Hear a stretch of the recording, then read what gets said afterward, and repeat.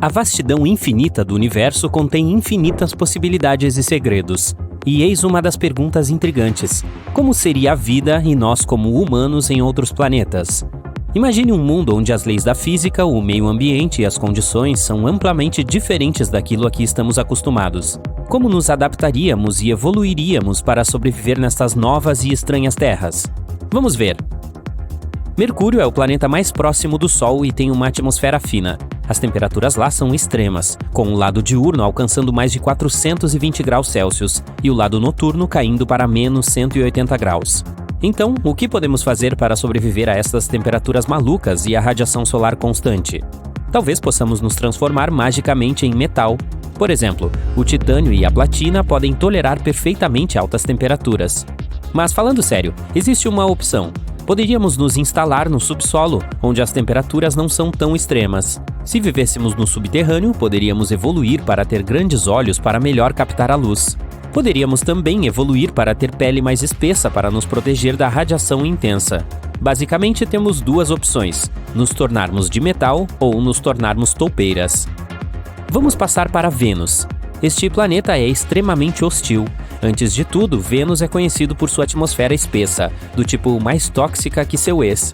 O planeta inteiro está coberto de dióxido de carbono e sua superfície é absolutamente seca, o que o torna incrivelmente quente. A temperatura média está em torno de 450 graus Celsius, tornando um dos planetas mais quentes do nosso sistema solar. Além disso, não se esqueça da pressão insana. Ficar em pé em Vênus seria como ficar a 900 metros debaixo d'água. Somente micróbios da Terra particularmente resistentes poderiam sobreviver em tais condições. Portanto, se você quiser viver em Vênus, talvez tenha que se tornar um micróbio. Mas, infelizmente, como não somos micróbios, teríamos que usar equipamentos especiais para sobreviver lá. Talvez tivéssemos que desenvolver um exoesqueleto resistente ao calor para nos proteger, bem como obter novos pulmões capazes de filtrar os elementos tóxicos contidos na atmosfera. Vamos falar sobre nosso irmão vermelho favorito, Marte. A primeira mudança perceptível depois de algumas centenas de anos seria seu novo esqueleto. A gravidade em Marte é muito mais fraca do que a da Terra, portanto seus músculos e ossos encolheriam. Para compensar esta diferença, você teria que comer mais e provavelmente começar a ir à academia. Além disso, você teria que se adaptar à baixa pressão atmosférica e a temperaturas mais frias. Você precisa reter o calor, certo? Isso significa que seria necessária uma camada mais grossa de gordura corporal. Desculpem, amigos, mas em Marte podemos engordar mais. Outro motivo para começar a fazer exercícios. Outra grande mudança ocorreria em sua pele. Ela é como uma grande barreira que o protege de coisas nocivas como bactérias, luz ultravioleta, aparência totalmente assustadora e assim por diante. Então, o que aconteceria com ela? Muito provavelmente você ficaria laranja por causa dos carotenoides, um tipo de nutriente que você pode obter de alimentos como cenouras, batatas, tomates e assim por diante. Eles protegem muito bem contra a radiação ultravioleta de Marte. Eles têm apenas um lado negativo. Ao comer muitas abóboras do mercado de agricultores marcianos, você vai gradualmente começar a ficar laranja. Mas talvez não seja tão ruim assim. Talvez a vida em Júpiter fosse mais fácil? Sim. Não tem terra firme lá. Este planeta é composto de hidrogênio e hélio e é referido como um gigante de gás. Você simplesmente flutuaria como em uma enorme nuvem. E mesmo se conseguisse pousar e tentasse caminhar, seria como se você se movesse através de uma névoa super grossa. Então, como evoluiríamos em Júpiter? Primeiramente, poderíamos nos tornar muito maiores em tamanho para suportar as imensas pressões. Em segundo lugar, as flutuações de temperatura de lá são enormes. A superfície é terrivelmente fria e a temperatura sob as camadas externas da atmosfera sobe significativamente. Em terceiro lugar, se você vivesse em Júpiter, não haveria linguagem verbal. Este gigante de gás absorve ondas de rádio, portanto, mesmo se você estivesse falando, ninguém te ouviria. Também não haveria música, portanto não haveria festas. E qual é o objetivo, então? Talvez pudéssemos nos comunicar com a linguagem dos sinais. Mas isso também não é tão simples assim. Júpiter está cheio de ventos selvagens e nuvens de tempestade. Então é improvável que você consiga ver alguma coisa. Portanto, mesmo se evoluíssemos lá de alguma forma, parece que nossa vida não seria nada fácil. Antes de pousar em Saturno, você provavelmente gostaria de verificar seus icônicos anéis. Mas você não seria capaz de fazer isso porque os anéis de Saturno consistem de um monte de partículas de gelo voando no espaço. Portanto, seria extremamente difícil aterrissar. Então vamos direto para o planeta em si. A princípio pode parecer que Saturno não é ruim para nós. Algumas camadas desse gigante de gás têm temperaturas bastante agradáveis. Se mergulharmos mais fundo no planeta, ele fica surpreendentemente quente, até menos 3 graus Celsius em sua segunda camada. Esta é uma temperatura média em países como a Suécia e o Canadá. Mas infelizmente esta é apenas uma dessas camadas. O resto do planeta é incrivelmente frio. Portanto, para sobreviver em Saturno, teríamos um grande desafio. Além do frio, teríamos que lidar com um ambiente severo do planeta, incluindo suas intensas tempestades, ventos fortes e radiação.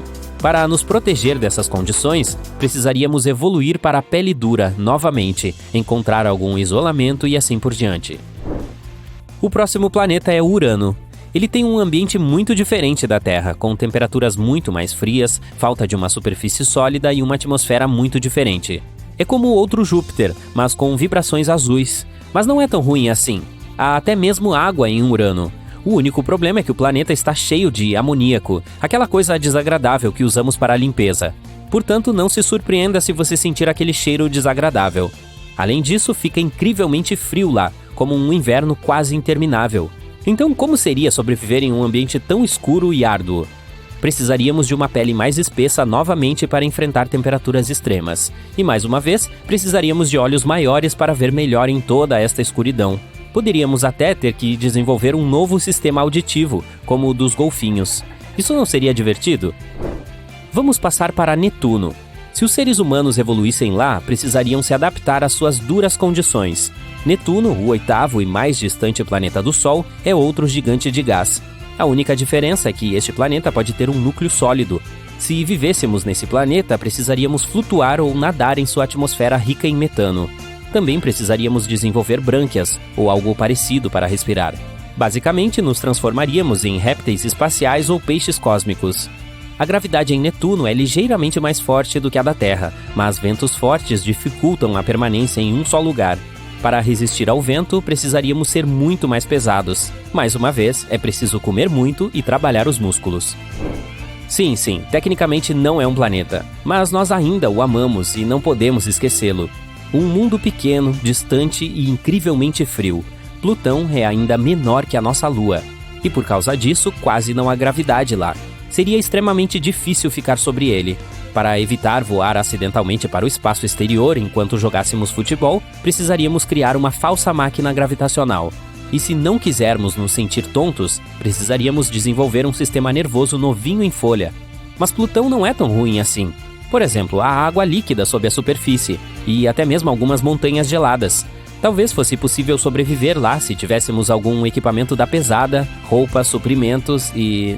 coisas demais. De qualquer forma, desde o calor abrasador de Mercúrio até as temperaturas geladas de Netuno, cada planeta tem um conjunto único de desafios ambientais e oportunidades de evolução. Embora possamos nunca saber verdadeiramente como seriam os seres humanos nesses outros mundos, é excitante considerar as infinitas possibilidades. Nunca vamos parar de olhar para as estrelas e fazer perguntas do gênero: quando se explode planetas, tudo fica em chamas. Atmosferas são eliminadas. As coisas saem voando. Tudo desmorona. O mundo se torna mais brilhante do que uma dúzia de sóis. Você fecha os olhos e tapa os ouvidos. Seu cabelo está em pé. O poder absoluto de uma explosão cósmica é aterrorizante. Algum tempo antes da explosão, você está pairando na escuridão quase completa. Abaixo, você vê a Lua. Ou o que você acha que se parece com a Lua. A superfície dessa esfera de cor clara é marcada por crateras deixadas por meteoritos. Você vê enormes colinas íngremes que se estendem por quilômetros. É Mercúrio. E agora você vai explodi-lo. Como se estivesse em câmera lenta, você observa o planeta desmoronar. E então, em um piscar de olhos, vê uma parede de destroços se formando sobre você. Primeiro, pedaços gigantes de rocha são tudo o que resta da crosta sólida e do manto rochoso do planeta. A aparência e a estrutura dos destroços que voam em sua direção mudam. Agora, a coisa parece líquida, como respingos de mercúrio. Esse é o núcleo metálico de Mercúrio explodindo. Costumava ocupar 85% do volume do planeta. E, finalmente, um fogo de artifício de peças sólidas novamente. É o núcleo sólido do planeta. A explosão é tão poderosa que coloca a Terra em uma órbita diferente. O Sol soluça e engole uma enorme nuvem de poeira. Isso é tudo que Mercúrio deixou para trás. Mas não se preocupe, nosso sistema solar não perderá planetas. Toda essa explosão é apenas um experimento temporário. Assim que termina de assistir ao programa, você pressiona outro botão e o planeta se recompõe como se você tivesse rebobinado. Você se aproxima do próximo planeta em seu caminho. Sua superfície está escondida sob uma atmosfera super densa composta de dióxido de carbono. Se você decidisse pousar em Vênus, veria nuvens espessas de ácido sulfúrico passando. Você veria a superfície do planeta marrom avermelhada, seca e incrivelmente quente. Provavelmente andaria por planícies lisas cobrindo 2/3 da superfície do planeta. Você ficaria boquiaberto com os vulcões espalhados por Vênus, todos os 1600. Infelizmente, você não poderá fazer nada disso, porque pressiona o botão. Bum! Pedaços enormes de basalto voam para longe do centro da explosão. Essa costumava ser a crosta do planeta, com 18 quilômetros de espessura. Então, você avista meteoros em chamas brilhantes voando em sua direção a uma velocidade incrível. São pedaços do manto rochoso derretido de Vênus. A chuva de fogo parece interminável, talvez porque o manto tivesse 1.900 quilômetros de espessura. Mas essa não é a parte mais massiva do planeta. O poder da explosão separa o núcleo metálico de ferro de Vênus. Este núcleo costumava ter o dobro da largura do manto. Você alcança uma bola de gude azul que é o seu planeta natal. Como será seu interior espalhado no espaço? De cima, a Terra parece bonita. 71% de sua superfície é azul devido a toda aquela água, mares e oceanos.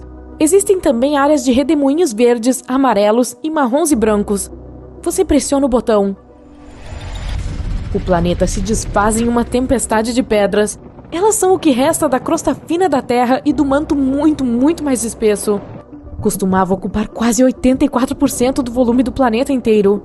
Você vê a chuva rochosa se transformar em algo muito mais líquido. São ferro quente e níquel que costumavam formar o núcleo externo da Terra. Os metais não estavam sob pressão suficiente para serem sólidos. O estrondo é tão poderoso que desmonta o núcleo interno da Terra, que costumava ser uma bola sólida de ferro e níquel. Depois que as peças se separam, elas seguem suas próprias órbitas ao redor do Sol. Os pedaços mais massivos colidem com a Lua, e alguns viajam mais longe e são engolidos pela nossa estrela. Você não pode perder tempo. O planeta vermelho está à sua espera. A superfície de Marte está coberta por uma poeira cor de ferrugem. A espessura da camada de poeira varia de região para região, mas na maioria dos lugares tem 2 metros de espessura. O solo é dourado, marrom, bronzeado e até esverdeado. A tonalidade depende dos minerais que o constituem. A superfície do planeta é rochosa. É coberta por leitos de lagos secos, crateras, vulcões e desfiladeiros. Bum!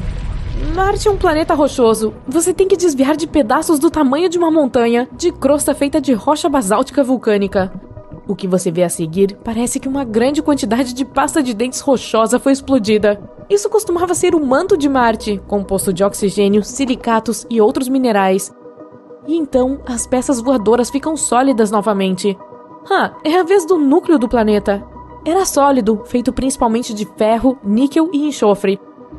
Bilhões e trilhões de fragmentos de todos os tamanhos, de uma pequena lua a pedaços de vários metros de largura, são lançados em todas as direções. Mas apenas algumas peças têm impulso suficiente para deixar o sistema solar. Todo o evento muda ligeiramente a órbita da Terra, e a temperatura em nosso planeta sobe em 10 graus Celsius. Você deixa planetas rochosos para trás e se aproxima do primeiro gigante gasoso em seu caminho. É Júpiter. Nuvens espessas de marrom, amarelo, vermelho e branco escondem a sua superfície. Elas fazem o planeta parecer colorido e lindamente listrado. Você aperta o botão. Dessa vez, a vista é diferente. Em vez de pedaços de crosta sólida, você vê jatos de gás acelerando do centro do planeta. É o que costumava ser a atmosfera de Júpiter, composta de hidrogênio e gás hélio. Em um piscar de olhos, a matéria que se projeta para o espaço se torna líquida.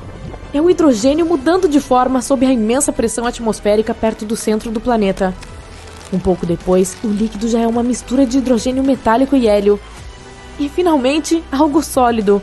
Provavelmente era o núcleo de Júpiter, 14 a 18 vezes a massa da Terra. O diâmetro do gigante gasoso era de cerca de 145 mil quilômetros, mas a explosão não dura mais do que meio segundo. A explosão de Júpiter é tão forte que evapora planetas menores como Marte e Terra. O Sol permanece praticamente intocado. Ele fica mais quente e meio instável por um tempo, mas não dura muito. O próximo gigante gasoso no nosso caminho é Saturno. À primeira vista, parece que o planeta tem uma superfície. A esfera marrom amarelada aparentemente sólida é cercada por camadas de nuvens. Os anéis que são marca registrada de Saturno são incríveis e coloridos, cinza, bege e castanho. Na verdade, eles são grupos de minúsculos anéis feitos de pedaços flutuantes de água gelada, rochas e poeira. Esses pedaços variam em tamanho de manchas a enormes pedaços do tamanho de arranha-céus. Enquanto orbitam Saturno, eles continuam colidindo e pedaços maiores são quebrados. Você fica surpreso ao ver que os anéis não são perfeitamente redondos. Eles têm curvas causadas pela atração gravitacional das luas próximas. 53 delas são confirmadas. Titã, um mundo gelado maior que a nossa Lua e até mesmo Mercúrio, é a maior. O que você vê é assustadoramente semelhante ao que aconteceu quando você explodiu Júpiter. Existe apenas uma diferença. Os anéis de Saturno se rompem, enviando rochas e gelo para o espaço a uma velocidade incrível. As peças maiores se chocam com as luas do planeta, eliminando as menores delas. Você vê fluxos de gás, principalmente hidrogênio e hélio, com um pouco de metano, amônia e água. Eles estão se movendo a uma velocidade vertiginosa, para longe de onde costumava ser o centro do planeta. Depois disso, respingos de matéria líquida. É o hidrogênio líquido que mais tarde se torna metálico. E por fim, os pedaços do núcleo sólido feito de materiais rochosos. Você está olhando para a bela esfera verde-azulada do gigante de gelo Urano. O planeta fica com essa tonalidade incomum quando a luz do Sol é refletida na sua superfície. Além disso, a atmosfera de Urano é composta principalmente de hidrogênio e hélio, com traços de gás metano que absorve a luz vermelha. Enfim, BUM! Dessa vez, são grandes bolhas de gelo que estão se arremessando primeiro em sua direção. Elas costumavam ser a parte do manto de gelo do planeta que já representou 80% do volume do corpo celeste. Por que esse gelo parece líquido? Em Urano, o líquido congelado não é sólido como na Terra. O gelo é um fluido quente e denso composto de água, gelo de amônia e metano. Muitas vezes é chamado de oceano de amônia. Após a bizarra chuva de gelo, você vê pedaços sólidos do núcleo rochoso do planeta. Costumava ser pequeno, não mais do que metade da massa da Terra. Algumas das luas de Urano são pulverizadas na explosão, e várias até são ejetadas do sistema solar. A explosão também altera ligeiramente a órbita de Netuno. E o último planeta em seu caminho. Netuno parece azul devido a uma camada de gás em movimento e nuvens permanentes. Não há tempo para perder. BUM!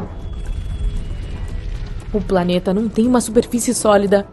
É por isso que após apertar o botão, você vê um manto líquido de Netuno estourando. Parece um balão cheio de água lançado do 50º andar. Isso envia respingos de água, amônia e gelo de metano para o espaço. É seguido por restos do manto do planeta que se assemelham à lava. Costumava ser líquido, incandescente e rico em metano, amônia e água. Isso é o que resta do núcleo sólido de Netuno, feito de ferro e outros metais.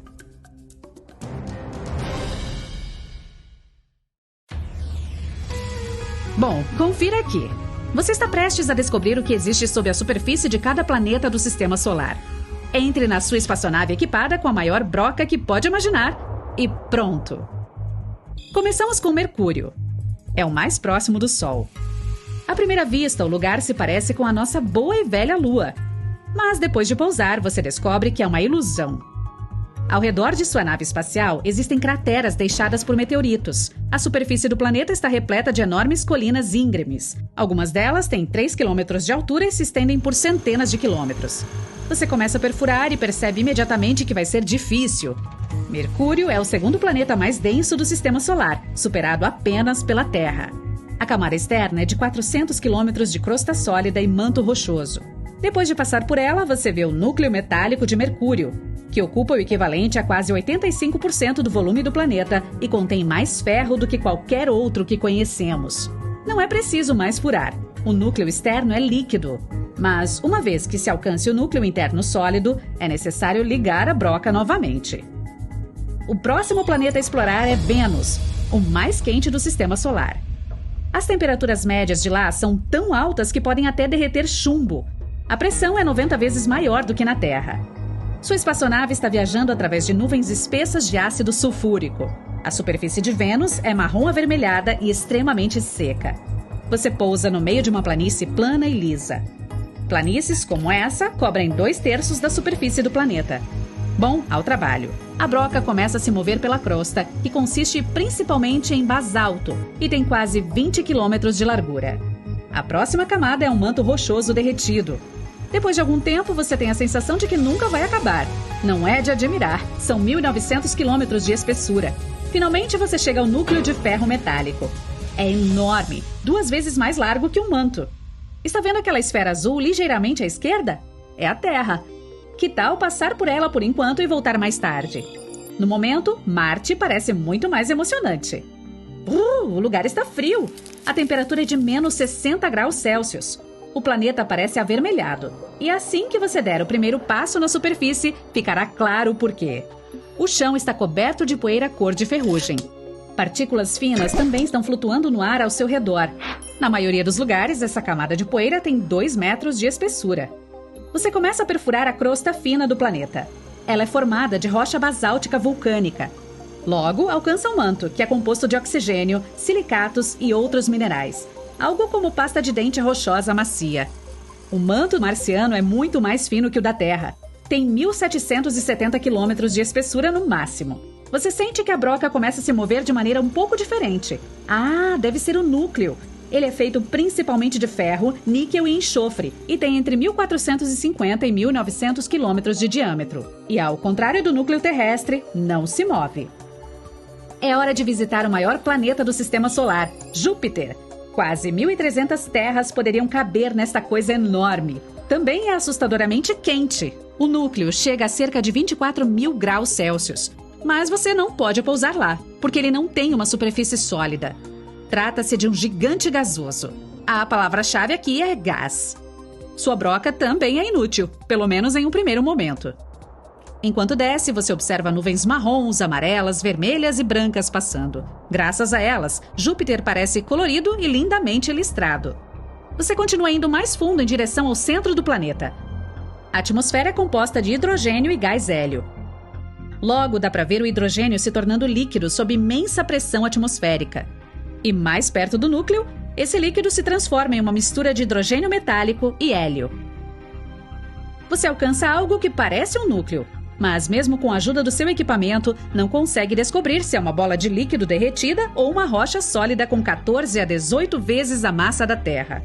Talvez um dia os astrônomos o ajudem a responder essa pergunta. O próximo planeta é excepcionalmente ventoso, como eu. Os ventos em Saturno viajam a mais de 1.770 km por hora no Equador. De cima, parece que o gigante gasoso tem uma superfície sólida marrom amarelada. Você passa por várias camadas diferentes de nuvens e, de repente, percebe que não pode pousar sua espaçonave aqui também. Saturno é o planeta menos denso do sistema solar. Tem apenas 1/8 da densidade média da Terra. Se você encontrasse uma piscina grande o suficiente para que o planeta anelado coubesse dentro, o gigante gasoso flutuaria. Se continuasse descendo, provavelmente teria encontrado o núcleo de Saturno. É provável que ele seja rochoso, com hidrogênio e hélio ao redor. Você está se aproximando do gigante de gelo Urano, o que significa que haverá alguma superfície para pousar. Ou não. O planeta não é sólido. Você voa pela atmosfera superior e afunda no centro de gelo líquido. O gelo, que constitui 80% da massa do planeta, é na verdade um fluido quente e denso. Consiste em água, gelo de amônia e metano. Essa parte de Urano às vezes é chamada de oceano de água amônia. E esse gelo envolve um núcleo rochoso sólido. É aí que dá para finalmente usar sua broca. O núcleo é pequeno, metade da massa do da Terra. Comparado a outros planetas, também é bastante frio, apenas 5.000 graus Celsius. Você está chegando ao ponto mais distante de sua jornada, Netuno. Ele tem 4 vezes o tamanho da Terra, mas é 17 vezes mais pesado. A superfície azulada que vê ao se aproximar é uma camada de nuvens permanentes e gás em redemoinho. Abaixo dessa superfície há um grande manto, líquido e em brasa. Ele é rico em metano, amônia e água, e tem a massa de 15 terras. Por fim, algo para perfurar. O núcleo de lá é sólido, consiste principalmente em ferro e outros metais. Continue perfurando até chegar a uma profundidade de 7.200 quilômetros. Os astrônomos têm quase certeza de que é onde se pode encontrar uma camada de diamante. Isso mesmo, chovem cristais de diamante lá. É hora de voltar para casa. As pessoas fizeram buracos bem profundos aqui, mas nenhum foi suficiente para atravessar a crosta. Depois que as brocas percorreram 1/3 do caminho, a temperatura atingiu 180 graus Celsius e o equipamento não funcionou mais. Mas a sua broca é muito mais forte do que isso. É por isso que dá para se mover facilmente pela crosta. Ela ocupa apenas 1% do volume da Terra e é dividida em placas tectônicas. Elas permitem que o calor escape da parte interna. Você alcança um manto. Esta camada tem cerca de 3.000 quilômetros de espessura e corresponde a quase 84% do volume do planeta. É constituída por rochas de silicato ricas em ferro e magnésio. Não é mais necessário perfurar. O núcleo externo de 2.400 quilômetros de espessura é líquido. É composto de ferro e níquel, mas a pressão não é alta o suficiente para que sejam sólidos. Você ultrapassa a fronteira entre o núcleo externo e o interno. É um grande desafio. A temperatura lá é de 6.000 graus Celsius, tão quente quanto a superfície do Sol, e a pressão é 3.300.000 vezes a pressão atmosférica ao nível do mar. O núcleo interno é uma bola sólida feita de ferro e níquel. Seu raio é de 1.200 quilômetros, o que corresponde a 20% do raio da Terra e 80% do da Lua. Os cientistas sabem o que está acontecendo sob a crosta dos planetas que estão a milhões e bilhões de quilômetros de distância de nós. E nem precisam ir lá, perfurar a superfície e espiar. Eles juntam informações sobre a densidade do planeta, campo magnético, cordilheiras, calor e atividade sísmica para fazer suas suposições. Por exemplo, o campo magnético da Terra serve como um escudo para nós e para a atmosfera contra as explosões e ventos solares. Os cientistas acreditam que ele existe graças a um núcleo de ferro quente interno, que gira e provoca uma proteção invisível, como se fosse um dínamo enorme e escaldante. E esse campo magnético é muito mais forte do que em Marte. Provavelmente significa que algo aconteceu ao núcleo do planeta vermelho. Quem sabe tenha esfriado e meio que desligado. Ou talvez, no início, não houvesse nenhum campo magnético. Existem muitos vulcões ativos na superfície daqui. É assim que os cientistas podem concluir que deve haver uma crosta relativamente fina, e o manto deve ser feito de magma líquido. No entanto, os vulcões marcianos não estão mais ativos. Talvez houvesse um manto líquido quente sob a crosta do planeta. Mas depois que os vulcões se formaram, algo deu errado. O interior provavelmente esfriou, ou as crostas, de alguma forma, ficaram mais espessas. O que quer que tenha sido, impediu com sucesso o magma de chegar à superfície. E então, também a atividade sísmica. Se muitos Terre ou Marte ou Vênus motos acontecem no planeta, há muita coisa ocorrendo sob a superfície. Se falamos da Terra, são os movimentos das placas tectônicas. A maioria dos terremotos acontece ao longo de suas bordas. Se houver pouca atividade sísmica no planeta, ele pode não ter placas tectônicas. Então, seu interior se mantém calmo. Os pesquisadores também prestam atenção em quanto tempo uma onda sísmica leva para atravessar um planeta ou como ela ecoa por dentro. Isso pode ajudar a obter mais informações sobre a densidade da crosta, de que é feito o manto e assim por diante. Mas os cientistas precisam ser extremamente cuidadosos com as causas desses terremotos. Às vezes podem ocorrer depois que meteoritos atingem o planeta e não têm conexão com os processos que acontecem sob a superfície. Claro, esses dois últimos métodos funcionarão apenas com planetas rochosos, principalmente porque os gigantes gasosos não possuem vulcões nem atividade sísmica. Rapaz, toda essa conversa sobre crostas finas e crostas grossas está me deixando com fome. Ei, quer pizza?